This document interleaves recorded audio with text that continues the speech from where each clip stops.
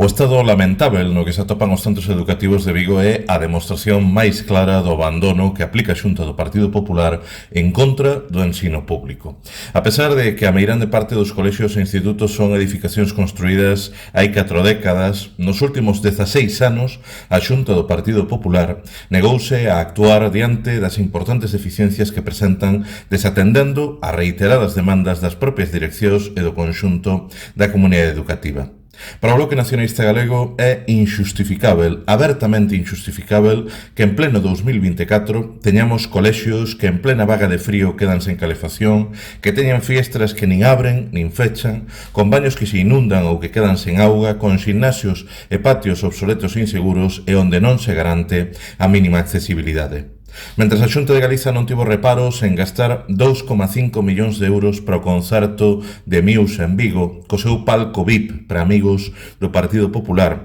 ou agora pretende agasallar a banca con máis de 4 millóns de euros para repagarmos polo Teatro Cine Fraga, vemos como se sigue negando a exercer as súas competencias en cuestións tan importantes como é a infraestructura escolar da maior cidade do noso país, ao tempo que sigue privilexiando de maneira absolutamente obscena con inxentes recursos públicos ao empresariado do ensino privado concertado. Non é un problema de recursos, toda vez o pasado ano a Xunta de Galiza deixou sen executar case 1.000 millóns de euros do seu orzamento. É unha decisión política, deixar caer a pedazos os colexios e institutos para seguir castigando o ensino público. Por iso, a través da nosa deputada no Parlamento Galego, Alexandra Fernández, o BNG imos volver a exixir a Xunta do PP que cumpra con Vigo e que se poña literalmente mans á obra para resolver as moitas deficiencias que presentan os centros educativos da nosa cidade.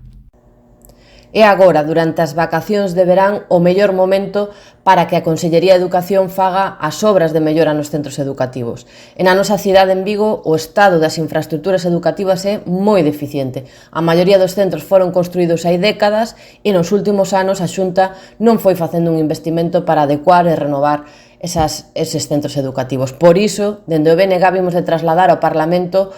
unha proposta para a mellora inmediata das infraestructuras de ata 23 centros educativos na nosa cidade. Trátase dun longo listado das actuacións que cremos que son máis urxentes, que non poden pasar deste verán sen arranxar. Estamos falando de cuestións básicas de seguridade, de accesibilidade, de habitabilidade, porque hai que garantir que para o próximo curso todos os rapaces na cidade de Vigo estén acudindo a un centro que non ten humidades, onde non se pasa frío, con espacios exteriores cubertos suficientes para que entren todos os nenos, con sistemas eléctricos e de iluminación que cumpran a normativa, porque todo isto non se está respetando neste momento. E ademais, nesa iniciativa instamos a Xunta a que aproveite este período estival para abordar a mellora urxente dos patios, que na maioría dos casos están obsoletos, cunha aposta por un novo modelo de patios vivos, coeducativos, que aposte pola súa renaturalización e pola renovación urxente dos equipamentos de xogo dos centros educativos da nosa cidade.